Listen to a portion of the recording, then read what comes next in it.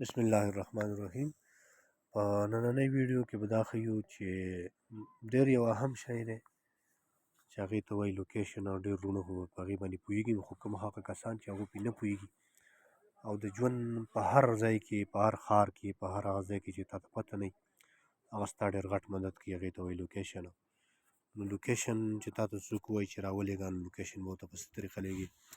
هغې کې دوه قسمه دي، یو لایو لوکیشن دی او یو کرنٹ لوکیشن دی. لایو لوکیشن هغې ته وایي چې ژوندی لوکیشن، چې لکه فرض کړه ته چېرته ځې حرکت کې، نو ته چې چا سره لوکیشن شیر کړې هغه ته به پته لګي چې دا اوس په دې ځای کې روان دی او دې ټایم کې په دې ځای کې دی، زما طرف ته را روان دی، په دومره ټایم کې به راورسي.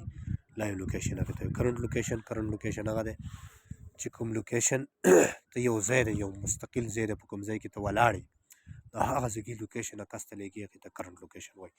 نو دغه په ډېرو طریقو باندې لېږلی کېږي. یو بهترینه طریقه د هغې دا ده اسانه، چې په واټساپ باندې به هغه لېږي.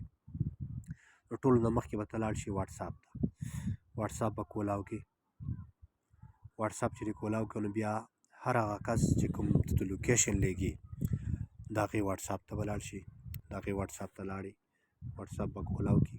واټساپ دې کولاو کړه، نو دلته لاندې لر سر ته چې وګورې، نو دلته تا ته د کیمرې خوا ته چې دا کوم اپشن ښکاري، دا کرښه شانته چې دا درې کرښې چې تا شانته چې تا وري، دا به کلیک کړې. چې دا دې څنګه کلیک کړه، نو اولنی دی ګیلري، دویم دی کیمرا، دریم دی ډاکومنټس، څلورم دی کانټیکټ او پنځم دی لوکیشن. دا شین نشان چې دی دغه لوکیشن به کلیک کړي. لوکیشن چې دې څنګه کلیک کړه، دې ته به لږ صبر وکړي چې دا کولاو شي. دلته بیا په سر باندې لیکلي دي شیر لایو لوکیشن. نو لایو لوکیشن لکه څنګه چې ما تاسو ته وویل چې لایو لوکیشن هغې ته وایي چې تاسو چاته لایو لوکیشن، ژوندی لوکیشن لګي. دا چې څنګه کلیک کړي، نو په دې کې د 15 منټ هم دي، په دې کې د 1 هاور د 1 ګنټې هم دی، او په دې کې د 8 ګنټو هم دی. نو دا لوکیشن چې ته چاته ولېږې، نو هغه ته په پته لګي 8 ګنټو پورې، یا د 1 ګنټې، یا د 15 منټو چې دا کس زما طرف ته را روان دی یا حرکت کوي. دویم چې دی، دویم دی سینډ یور کرنٹ لوکیشن. کرنٹ لوکیشن هغې ته وایي چې دا کوم ځای دی، چې کوم ځای کې ته یې، لکه فرض کړه یو میلمه ستا را روان دی، هغه تا ته وایي چې لوکیشن راولېږه، نو ته به دا کرنٹ لوکیشن چې کوم دی، یا ته په کوم ښار کې یې، کرنٹ لوکیشن به دغه واټساپ ته ولېږي. په دې باندې به کلیک کړي.